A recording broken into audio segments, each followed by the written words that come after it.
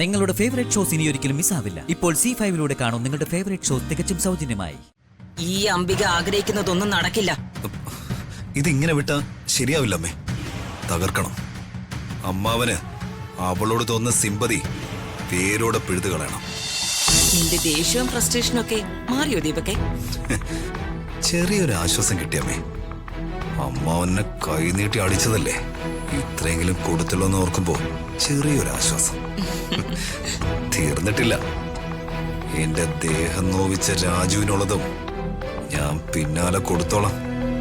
പിന്നെ അവള് രാജുവിന്റെ അയൽവാസി പെണ്ണ്, അവളെ എന്റെ കൈ കിട്ടും.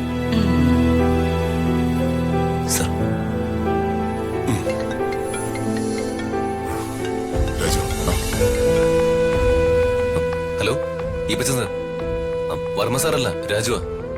സാർ അല്പം തിരക്കില്ല, ഞാൻ അങ്ങോട്ട് വിളിക്കാൻ പറയാം. പ്രതാപ, കുറച്ച് വെള്ളം കുടിക്ക്. ദിവ്യേ, കുറച്ച് വെള്ളം ഇങ്ങെടുത്തേ. എനിക്ക് വെള്ളമൊന്നും വേണ്ട.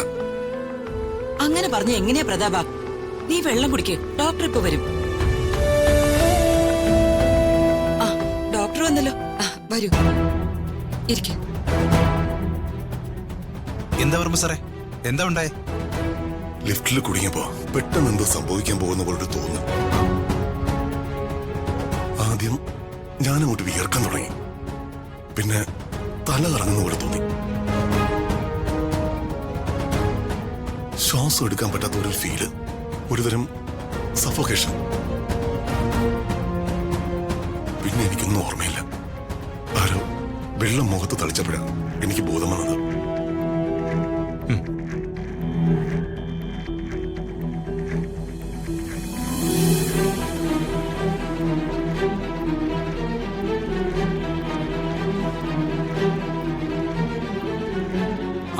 ഒരു കുഴപ്പമില്ല, എല്ലാം നോർമലാ. ആ സമയത്ത് ആരാ കൂടെ ഉണ്ടായിരുന്നത്? രതിക മേഡമാണ് സാർ. അബോധാവസ്ഥയിലേക്ക് വർമ്മ സാർ പോയപ്പോ കുട്ടി എന്താ ചെയ്തേ? അച്ഛൻ പെട്ടെന്ന് കൊഴഞ്ഞു വീണപ്പോ എനിക്ക് എന്താ ചെയ്യേണ്ടതെന്ന് അറിയില്ലായിരുന്നു. അച്ഛൻ പൂർണ്ണമായും അബോധാവസ്ഥയില് എന്തൊക്കെയോ പറയുന്നുണ്ടായിരുന്നു.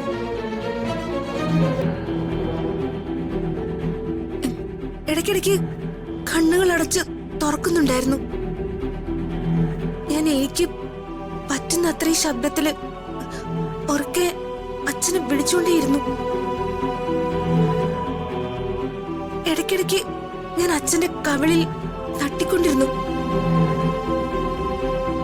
ലിഫ്റ്റ് ശരിയാകുന്നത് വരെ അച്ഛൻ പൂർണ്ണമായും അബോധാവസ്ഥയിലേക്ക് പോരുതെന്ന് മാത്രം ഞാൻ അപ്പൊ ചിന്തിച്ചത്. Good job. ഇതൊരു തരം ക്ലാസ്ട്രോഫോബിയ കൊണ്ടുണ്ടായ ഒരു ഷോക്കാണ്. ചിലര് ഇടുങ്ങിയ സ്ഥലങ്ങളിലൊക്കെ നിൽക്കുമ്പോ അവർക്ക് പെട്ടെന്ന് ഇങ്ങനെ ഉണ്ടാവും. ക്രമാതീതമായ ഭയമാണ് അവരെ അബോധാവസ്ഥയിലേക്ക് നയിക്കുന്നത്. ആ സമയത്ത് ബ്ലഡ് പ്രഷർ ഹൈ ആയിരിക്കും. എന്തായാലും അങ്ങനെ ഉണ്ടാവുമ്പോൾ ലഭിക്കേണ്ട ഏറ്റവും നല്ല ഫസ്റ്റ് എയ്ഡ് ആണ് ഋതിക മാഡം വർമ്മ സാറ് നൽകിയത്.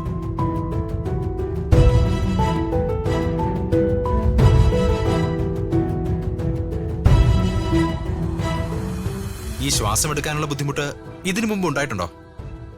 ഇടയ്ക്കൊക്കെ അങ്ങനെ തോന്നിയിട്ടുണ്ട്, പക്ഷേ ഞാനത് കാര്യമാക്കാറില്ല. എന്തായാലും വർമ്മ സാറ് നാളെ ഹോസ്പിറ്റൽ വരെ ഒന്ന് വരണം. നമുക്ക് ലങ്സ് ഒക്കെ ഒന്ന് വിശദമായി പരിശോധിക്കാം. ചിലപ്പോ ഇൻഹേലർ ഉപയോഗിക്കേണ്ടി വരും. തൽക്കാലം പേടിക്കാനൊന്നുമില്ല. കൃത്യസമയത്തുള്ള ഋതിക മാഡത്തിന്റെ ഫസ്റ്റ് എയ്ഡ് ആണ് ഒരു വലിയ അപകടം ഒഴിവാക്കിയത്.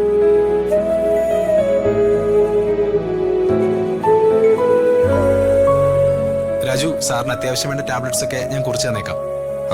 ശരി ഡോക്ടർ. ശരി സാർ. ശരി.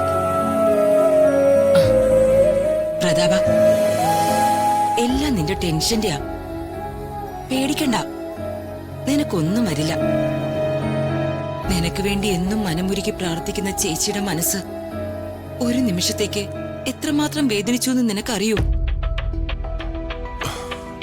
സർവ്വദൈവങ്ങളോടുള്ള എന്റെ പ്രാർത്ഥനയുടെ ബലത്തിലാ ഞാൻ ലിഫ്റ്റിന്റെ പുറത്ത് നിന്നത്. ടെൻഷന്റെ മാത്രമല്ല, നിനക്ക് നല്ല കണ്ണീറിന്റെ പ്രശ്നമുണ്ട്.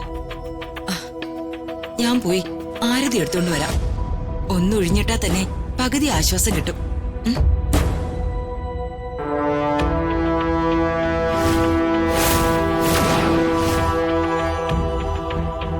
ചെല്ലരുത് മോളെ, ചെന്ന് അച്ഛന് ആരതി ഒഴിഞ്ഞു കൊടുക്ക.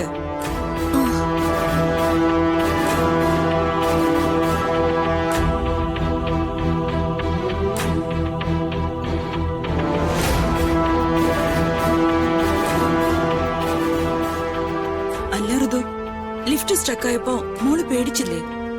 അച്ഛൻ എന്റെ കൂടെ ഉണ്ടായിരുന്നല്ലോ. പിന്നെ അച്ഛന് പെട്ടെന്ന് വയ്യാതായപ്പോ ഞാൻ അച്ഛനെ കുറിച്ച് മാത്രമാണ് ചിന്തിച്ചത്. പ്രതാപ, നീ മുറിയിലേക്ക് ചെല്ല്. ഡോക്ടർ പറഞ്ഞ പോലെ നന്നായിട്ടൊന്ന് ഉറങ്ങ്. രാജു, ആ മുറിയിലേക്ക് കൊണ്ടുപോ. ശരി മാഡം. സർ വരൂ സർ.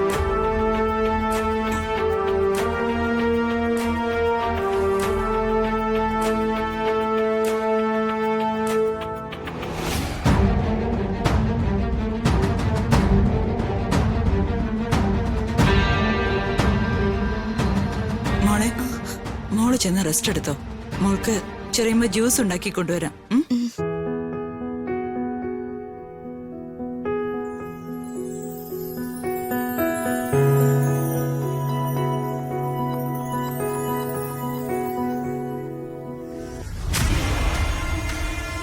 അച്ഛന്റെ മകളുടെ ഇടയിൽ ഞാൻ പടുത്തുയർത്തിയ പർവ്വത ഇളകിക്കൊണ്ടിരിക്കുന്നത്.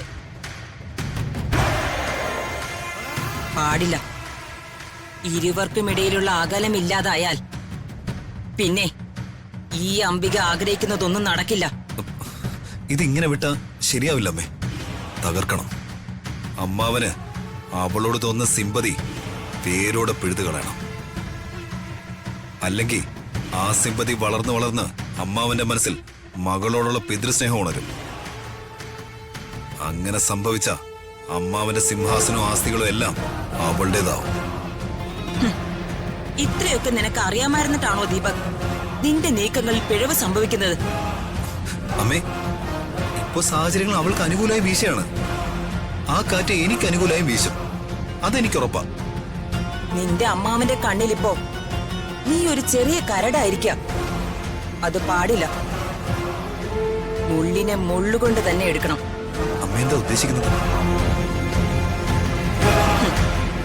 നീ പോയി നിന്റെ ബാഗുകളൊക്കെ പാക്ക് ചെയ്ത് ദീപക്. എന്തിന്? ഞാൻ പറഞ്ഞത് ആദ്യം നീ അനുസരിക്ക്. ചെറിയൊരു ഷോ നടത്തേണ്ട സമയമായി. നീ ചെല്ല്.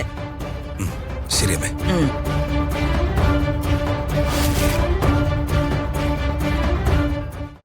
ഡൗൺലോഡ് ചെയ്യൂ C5 ആപ്പ്. കാണൂ എല്ലാ എപ്പിസോഡുകളും സൗജന്യമായി.